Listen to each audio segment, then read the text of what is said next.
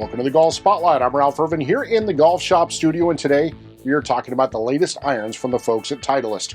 That's the T100 and T100s. But before we get into the clubs, I ask you to click on the red subscribe button and turn on your notifications so you never miss an episode of the Golf Spotlight. Comment down below, how important is the feel in your irons? Let us know.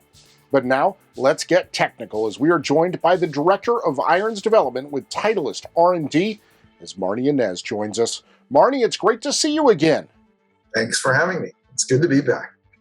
Let's take a look at these new T100 irons, which are true players' clubs. Yes.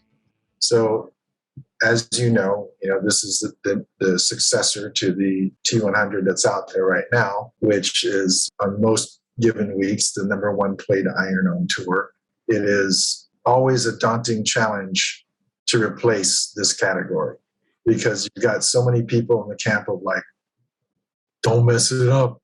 It's like, it's out there, it's performing great, and a lot of people like what we've done. These irons feature an all-new sole design, and it's inspired by a colleague there at Titleist. Yes, yeah. And that is something that, I've talked about it with others where it's not like we came up with some grandiose formula for the sole, right? A lot of things that we do are born out of tour experimentation, and this is no different.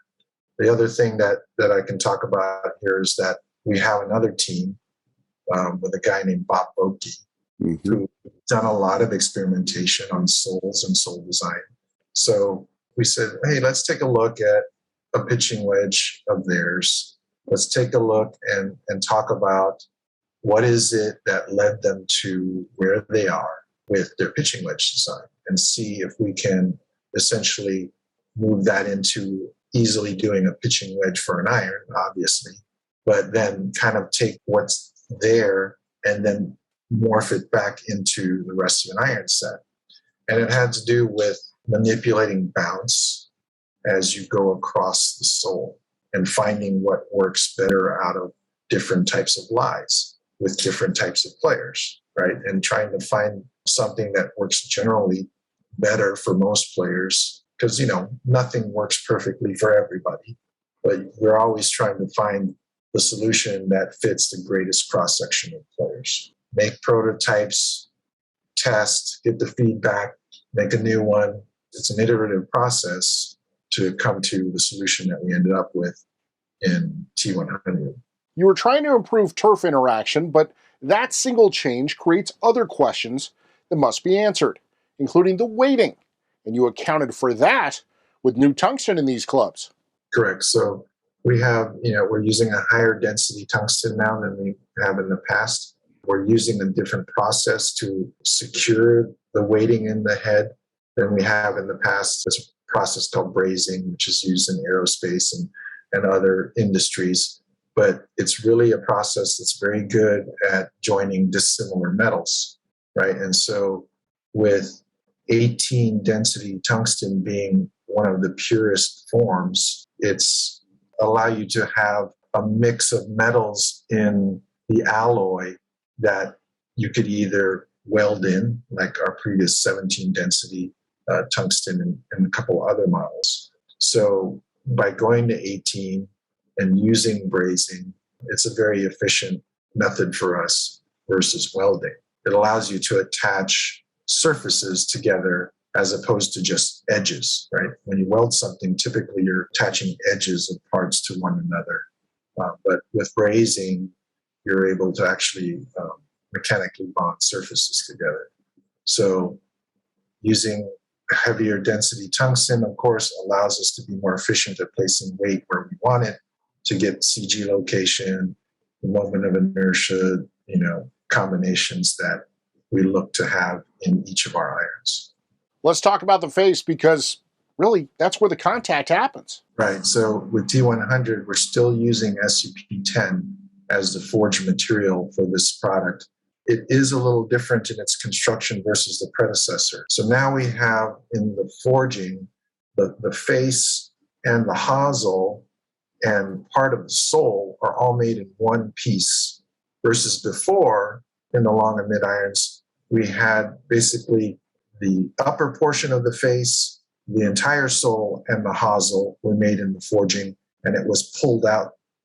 This cavity in here was pulled out from the face side. What that meant was then you have to have a face insert, which then you're welding here, you're welding up in here, and then across here.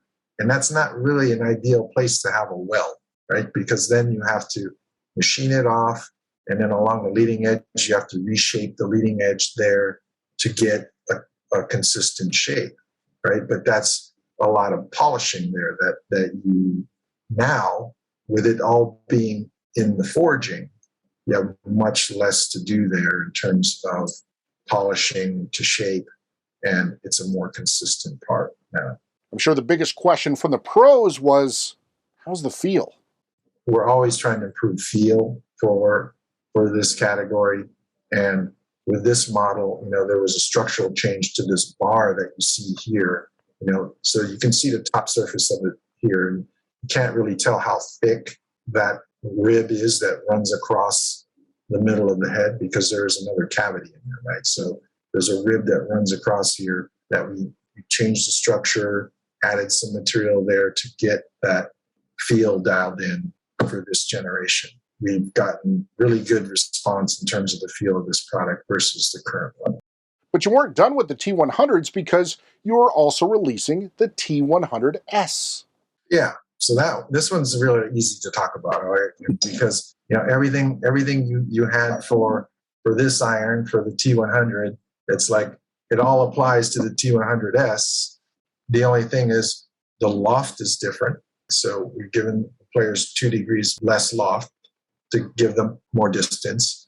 But because we don't want to give up all that launch angle that happens when you strengthen the loft, we've added what's called the muscle channel, right? So we have this slot that we put here next to the face that goes through that bar that I was talking about, T100.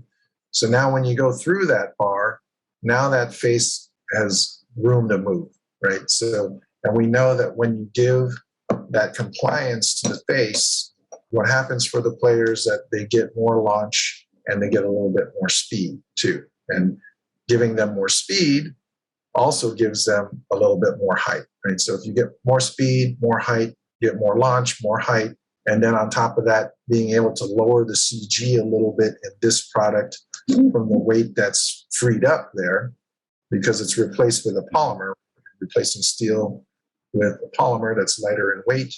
So you're able to get a little bit better mass properties, again, to give the players more height with the combination of the stronger loft to give them good flight trajectory. Our viewers want to know more information about the T100, T100s, or any of the new T-Series irons. Where should they go? Just go to Titleist.com. That's the best place. Marnie, thanks for taking the time to join us once again. Thank you. It's been fun. We'll do it again sometime. We want to thank Marnie and Nez for joining us here on the Golf Spotlight. Of course, the most innovative irons from Titleist come from the concept line, and Marnie and I broke those down. You should definitely check that out. Once again, please click that subscribe button and turn on your notifications so you never miss one of our exclusive features.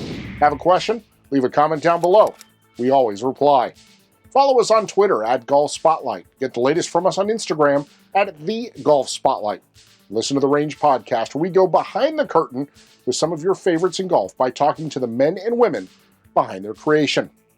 Finally, we want to thank you for joining us here on the Golf Spotlight as we continue to give you the information that you need for your next golf purchase.